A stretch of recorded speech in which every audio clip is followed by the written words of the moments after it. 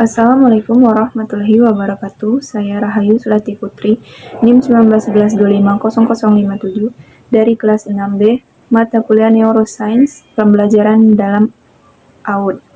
Baiklah, saya akan menjelaskan materi spinal cord atau yang dikenal juga sebagai sumsum tulang belakang atau medula spinalis dan fungsinya. Spinal cord itu sendiri merupakan jaringan lunak yang dikelilingi oleh tulang belakang atau vertebrae. Spinal cord memanjang dari otak bagian bawah serta berisikan sekumpulan sel-sel saraf atau traktus yang akan menuju ke berbagai bagian tubuh. Kumpulan jaringan ini memang relatif kecil dengan ukuran 35 gram dan diameter 1 cm. Dalam spinal cord atau medula spinalis ini ada 4 struktur, yaitu struktur pertama servikal atau bagian leher, yang kedua toraks atau bagian punggung atas, yang ketiga lumbal atau punggung bagian bawah, yang keempat sakral atau bagian panggul.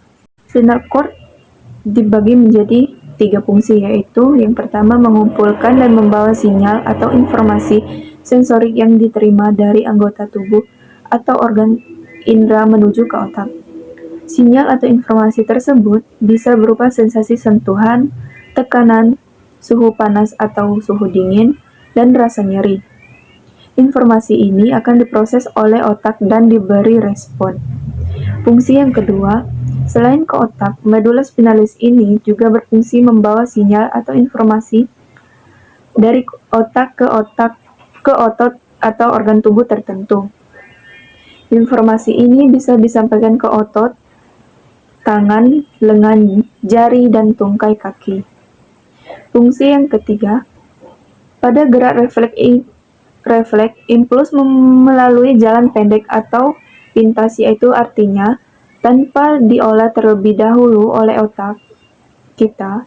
Contoh, gerak refleks pada lutut yang tiba-tiba tersentak saat diketuk di titik-titik yang tertentu. Bila medula spinalis dipotong secara horizontal, maka akan terdapat beberapa bagian di dalamnya yang memiliki fungsi berbeda-beda. Sumsum tulang belakang itu memiliki bagian warna abu-abu dan warna putih.